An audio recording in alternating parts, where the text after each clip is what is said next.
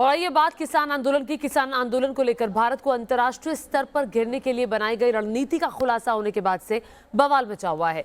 दरअसल बुधवार को पर्यावरण एक्टिविस्ट ग्रेटा थनबर्ग ने एक टूल किट को ट्वीट किया था, जिसमें किसान आंदोलन को लेकर मोदी सरकार को घेरने और भारत को बदनाम करने की साजिश रची गई थी। अब दिल्ली पुलिस ने भी गुरुवार को इस टूल किट को बनाने वाले के खिलाफ कई संगीन धाराओं में केस दर्ज किया है।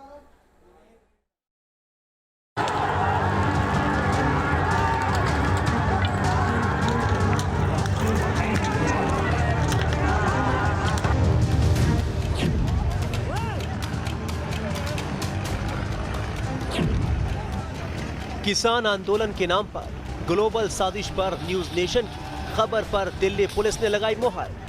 जो ऑथर्स हैं टूल किट के, उनके खिलाफ एक केस दर्ज किया है।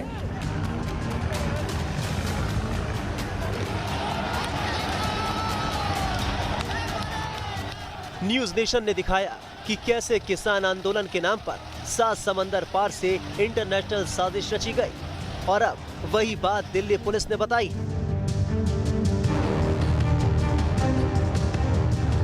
किसान आंदोलन को लेकर भारत को अंतर्राष्ट्रीय स्तर पर बदनाम करने के लिए बनाई गई रणनीति के एक्सपोज होने के बाद से बवाल मचा हुआ है।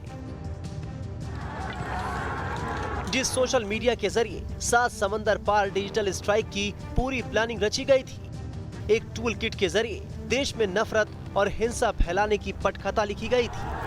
अब गुरुवार को दिल्ली पुलिस ने इस टूल किट को बनाने वाले के खिलाफ कई संगीन धाराओं में केस दर्ज किया है।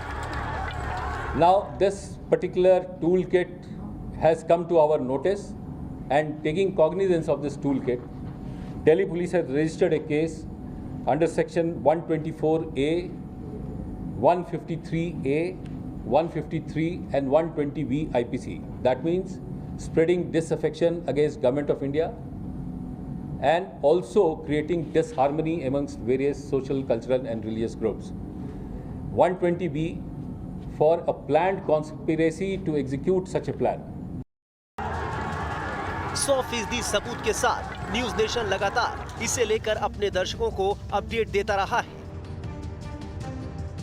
हमने आपको बताया था कि किस तरह एक टूल किट के जरिए 26 जनवरी से पहले दिल्ली में हिंसा का खाका खींचा गया और कैसे सोशल मीडिया पर ट्वीट स्टैम्प के जरिए देश को बदनाम करने की साजिश रची गई थी। उसी बात को हूबहू अब दिल्ली पुलिस ने भी माना है। This toolkit has a particular section in this document which says that it is titled Prior Action Plan, and it says that digital strikes have to be conducted through hashtags on and before 26th of January. Number 2, tweet storms from 23rd January onwards. Number 3, physical action on the 26th of January. And number 4, watch out or join farmers march into Delhi and back to the borders. So this is a particular action plan which has been delineated in this toolkit, which was uploaded on one of the handles on a particular social media platform. इस साजिश की शुरुआत हुई थी पर्यावरण activist Greta Thunberg के tweet से। दरअसल बुधवार को ग्रेटा थनबर्ग ने एक टूल किट को ट्वीट किया था, जिसमें किसान आंदोलन को लेकर मोदी सरकार को घेरने और भारत को बदनाम करने की साजिश रची गई थी। बाद में ग्रेटा ने बवाल बढ़ता दे इस ट्वीट को तुरंत डिलीट भी कर दिया। हालांकि बाद में उन्होंने दूसरा ट्वीट कर नए टूल किट को शेयर किया, लेकिन दिल्ली पुलिस ने अपने एफआईआर में ग्रेटा का नाम नहीं लिया, बल्कि दिल्ली पुलिस ने एफआईआर में टूल किट बनाने वालों को शामिल किया है।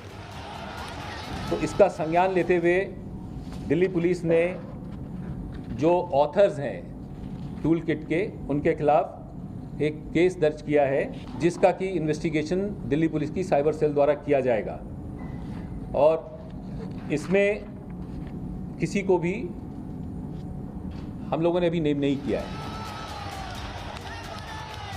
हालांकि दिल्ली पुलिस के मुताबिक शुरुआती जांच से पता चला है कि टूल किट बनाने में खालिस्तान समर्थक संगठन का हाथ है।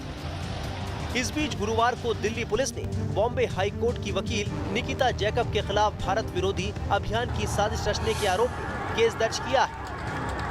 जाहिर है हिंदुस्तान के दुश्मनों की देश और विदेश में प्रदर्शन की योजना है और किसान आंदोलन के नाम पर सोशल मीडिया के जरिए चलाया जा रहा एंटी इंडिया प्रोपेगेंडा को अब पूरी दुनिया देख रही है। लेकिन न्यूज नेशन के खुलासे और दिल्ली पुलिस के एक्शन के बाद अब देश के दुश्मनों का ये मंसूबा किसी भी हाल में कामयाब नहीं होगा।